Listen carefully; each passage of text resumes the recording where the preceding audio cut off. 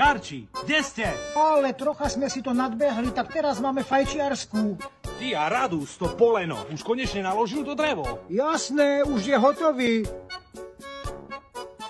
No a Arpi, už je v robote. Je, šefe, už je.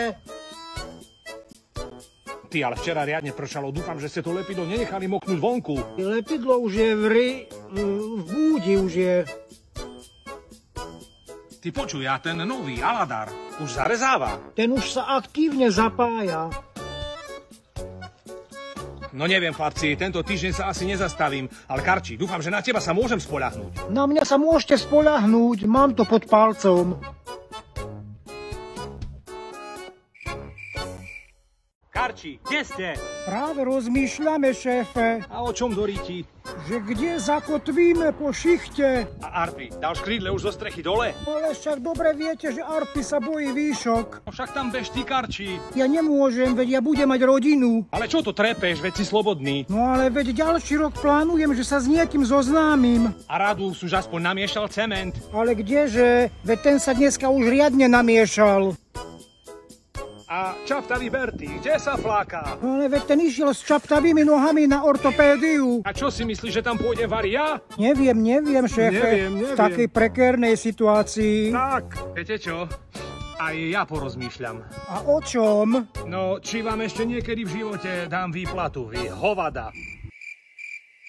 Karči, tak kde si? Doma som, šéfe. Ale veď vieš, že ťa súrne potrebujem na prácu. Dneska to nepôjde, veľmi zle sa cítim. No tak ti niečo poradím. Čo, šéfe? Urob presne to, čo robím, keď som ja chorý. A čo také? Ja zájdem vždy za manželkou, ona mi urobí dobre a potom sa cítim hneď zdravý. Myslíte to vážne?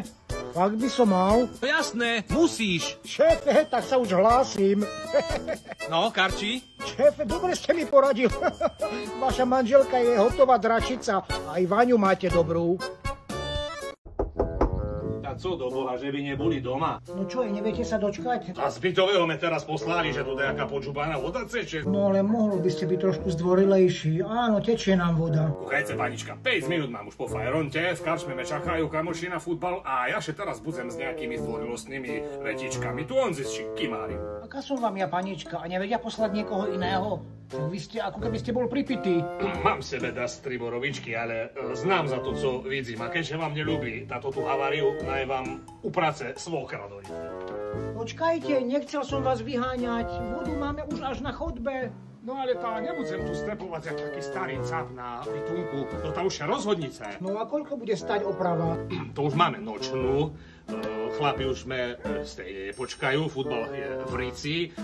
To takých 1200 eur. Pre Boha, vy ste sa zbláznili, to mi chcete nainštalovať bazén? Nie sme, s bazénom to by bolo za 2500 a to máte i zo zľavu. S tým bazénom som len vtipkoval, ale teraz mi povedzte jednu normálne serióznu sumu. Tak seriózne, to môže byť skľudne i za fľašu borovičky.